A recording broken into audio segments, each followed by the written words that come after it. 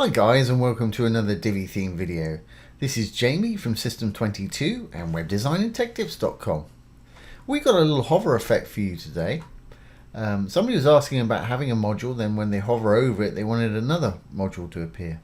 So I've got a little blurb module here with an icon. When we hover over it, it's going to turn into a contact form. People can obviously fill it out and submit it. When they roll back off, it'll go back to the other module as well. This is really easy to do. There's no actual coding involved in this today. So let's get started. I'm going to enable the visual builder so we can build on the front end. Okay, I'm going to go down. I've got a section here, which is the blue tab. Inside the section, I've got a row with 2 columns in it, which is the green tab right here. And I've got actually 2 modules stacked on top. I'm going to delete this row and we'll start from scratch. Let's get rid of this one too. Okay, so I'm going to add a new row here with a little green button, left click. I'm going to put 2 columns in mine. Obviously you put whatever column amount you want. Divi comes as standard with all these light grey modules here, plenty enough to build just about any site. If you've got WooCommerce installed, it'll also give you a dozen extra to display your products with. Okay, and this will work with just about any modules you want to use. I'm going to use a blurb module purely because it's got an icon for the first one and a contact form for the second one. But use a bit of artistic license, use whatever you want to do and build what you want to build. Okay, so because I've got a contact form, I'm going to have that fading in. I'm going to say any questions or got questions, whatever it is you want to write. And I'm going to take a little bit of this away. I don't think I need quite as much as that. Obviously I've got no real content here. And let's just move this up here. This is a regular text type section. You can add your content here. You can justify it. You can bold, italicize it, make bullet lists. You can even add more images if you want to right up there. I'm going to leave mine just like this. Down below I've got image and icon. I'm going to go ahead and use an icon. And let's search for a question mark. That's absolutely fine. Let's use that one right there. And it's popped it in, as you can see right there. Divi has just partnered with Font Awesome, so they've got a crazy amount of fonts nowadays. You can scroll down like this, but you're going to be scrolling for a while. As you see, I'm scrolling down, it's shrinking and there's more. You can also do a search like I did there. Well, there's also a little icon just up to the top right here. If you click on that, it'll pop out into a breakout box. And you can search a lot easier that way. But like I say, there is a lot of them there now. Okay, so we've got our icon. We've got a bit of text there. I'm not going to use a link on this purely because we're going to have a call to action fade in on top of it. And they want to fill that out. But if you do want to put a link in, this is where you could do it. You can have your title and the whole module linking to separate places if you want to. Always best practice if you do put a link in. If you're linking to your own site, leave it in the same window. If you're linking off-site, open it in a new tab. That way that your site stays open. Okay, well let's pop a background color in here just so we've got a bit of definition to it. I'm going to use the default blue there. That's absolutely fine.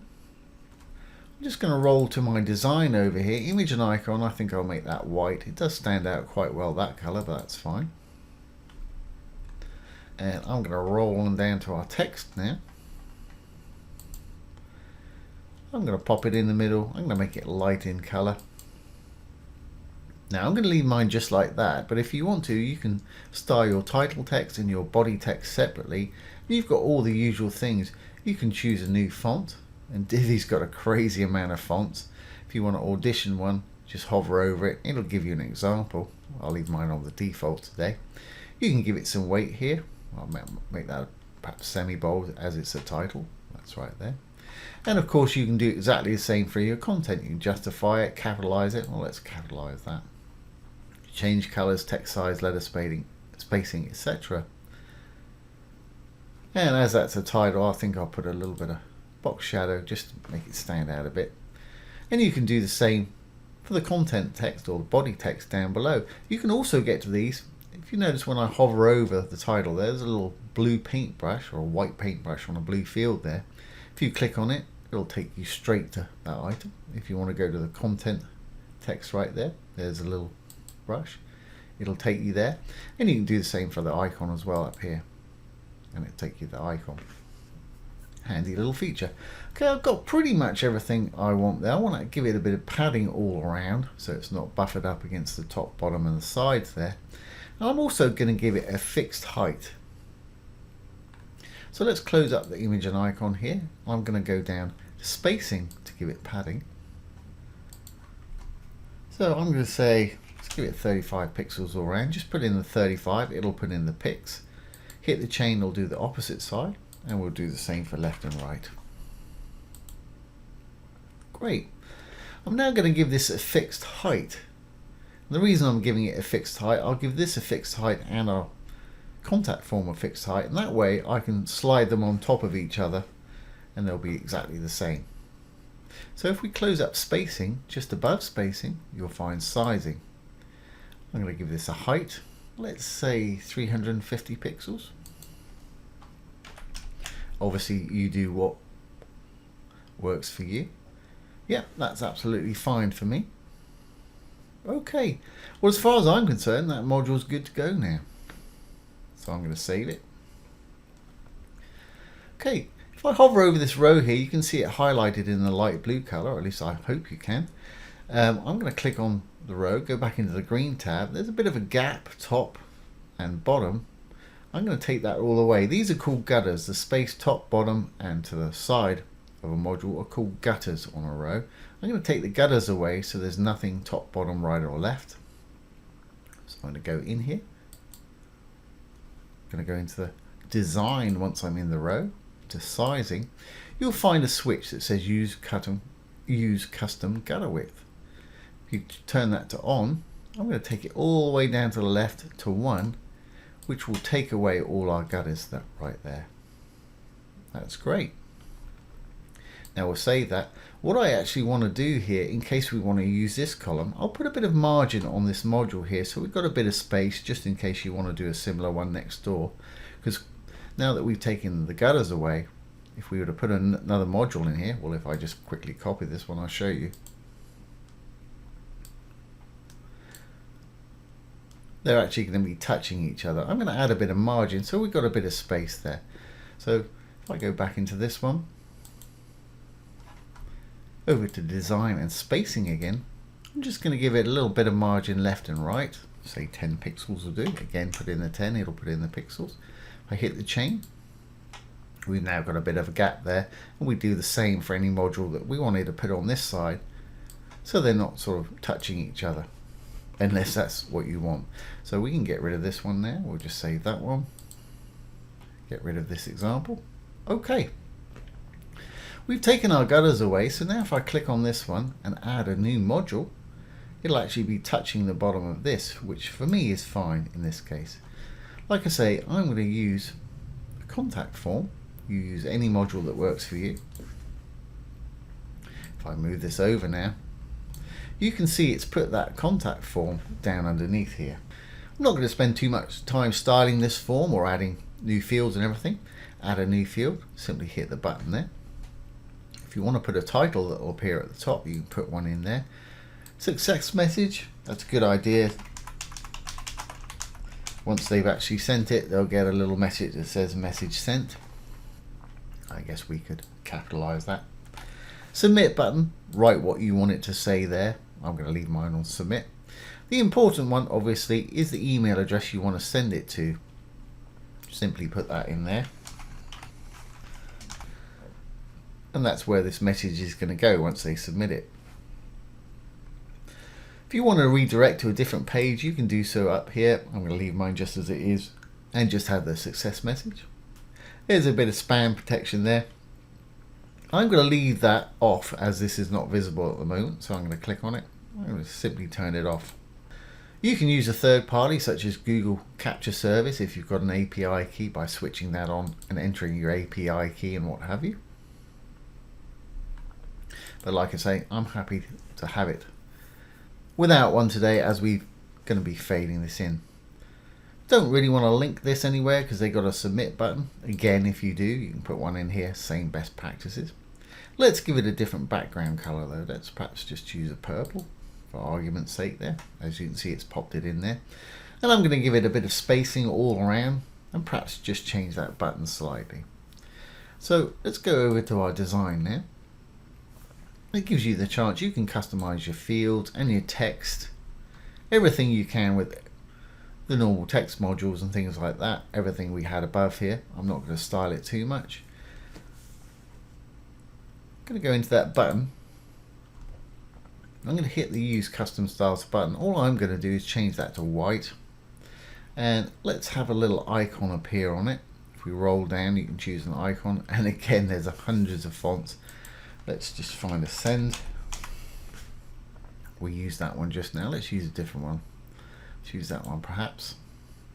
Now you may not be able to see it, but if I hover over that button, it appears. I'm going to have mine there all the time. So to do that, I'm going to roll them down. Only show icon on hover. I'm going to switch that to off. I want to see it all the time. There it is. Great. Now let's close this down and just give it a bit of padding.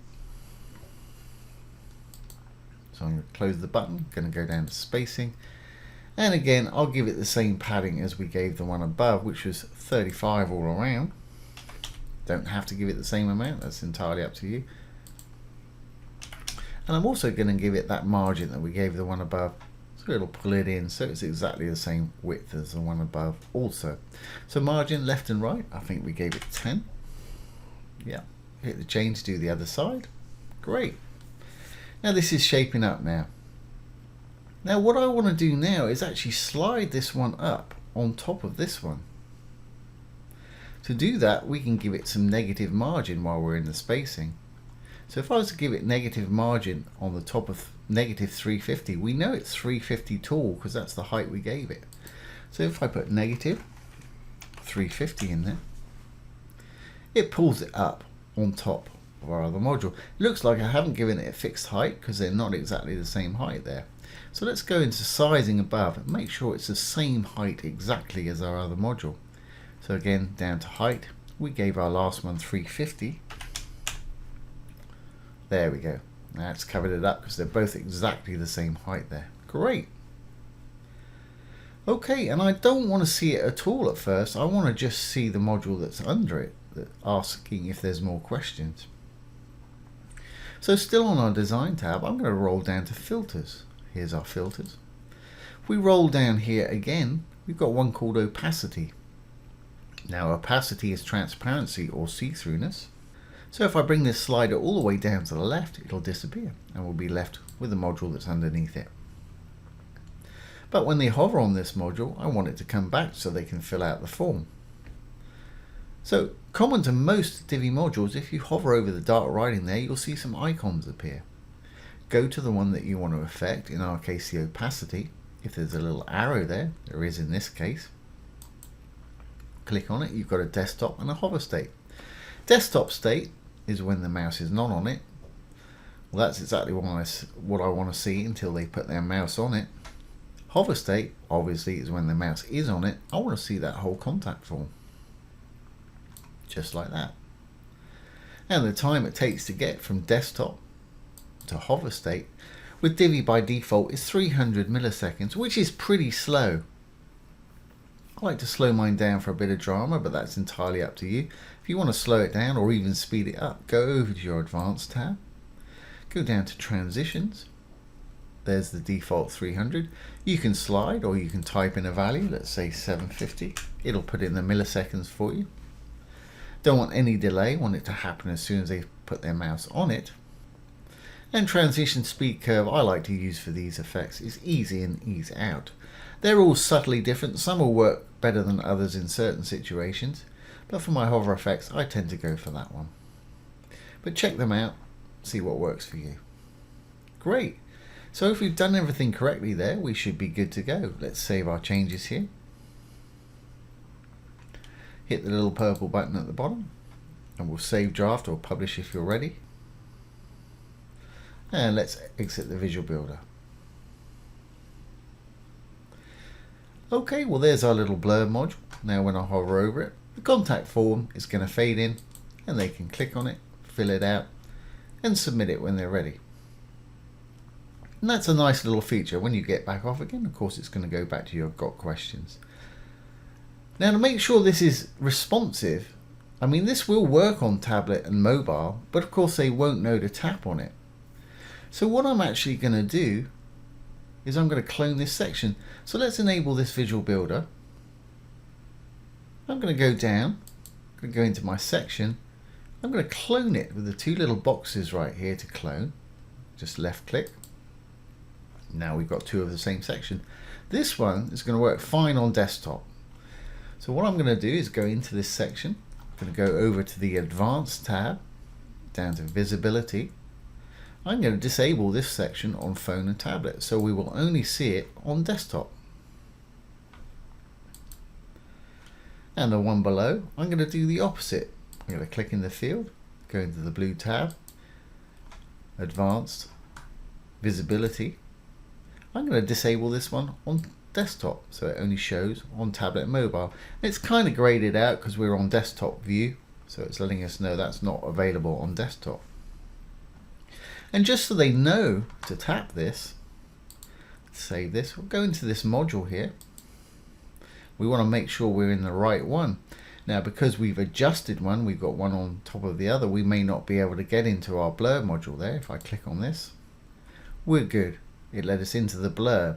But had it taken us straight into the contact form, what we could have done is hit the little purple button here, little icon on the left hand side. This is Wireframe View or back end mode. If you click on it, it takes you to the back end, and you can get to things that way if they're positioned over the top of each other. Great. Well, I wanted to get into our blurb because all I was going to do, let's flip this back to desktop view. All I'm going to do is I'm just going to put tap here under those content settings. Now it shouldn't make it any taller because we've given it a fixed height. So let's just drop down. I'm going to say, perhaps in brackets, tap here. For those people that are looking at it on a mobile phone or a tablet. Great. So if I save that now, if we look at it on a tablet view, this one will disappear and we'll have this one with tap here. So let's have a look on tablet view. And our top one's faded out to let us know that's not available on tablet, and we've got this one here. And the same for mobile. And you can actually, that one's faded out. This is the one we'll see, and I'll show you this in real time in a real browser in a minute. This one's got the tap here so they can tap on it and get it going. Great. Well, let's save our draft again, or publish if you're ready. Exit the visual builder. Okay, so we've just got one there at the moment. It's got no tap here because we're on a desktop. It's going to have our little contact form there. Now, I'm using Google Chrome here with the inspector tools. If I hit F12 on mine, I can bring up the responsive devices. And there we go. At the moment, it's set on an iPad Air. Let's make this big so you can see it. And as you can see on an iPad, we've got our new one here. Let's move this down out of the way. And it says tap here, so if they tap on it, they can get to the contact form and fill it out. Tap off of it, it'll go back to as it was. And it should be exactly the same for the phone. If I go up here, just get that iPhone 12. And as you can see, they got the tap here version, and everything seems to fit perfectly on the phone size as well. If you had text that perhaps was spilling out and it was too much there, you could always adjust the height just on the mobile version. You can do different versions for tablet, mobile and desktop. So that works perfectly. Let's take this off and we'll go back to desktop, and that tap here will disappear. There it is, and there's our desktop. So there you go, guys. There's how to flip from a blurb module to a contact form module on hover, just like that. Really easy to do, nice little feature to have on your site. So I hope you've enjoyed this today and found it useful. If you have, please give it a thumbs up, ring the bell, comment, share and subscribe to our YouTube channel. Once again, this has been Jamie from System22 and webdesignandtechtips.com. Thanks for watching. Have a great day.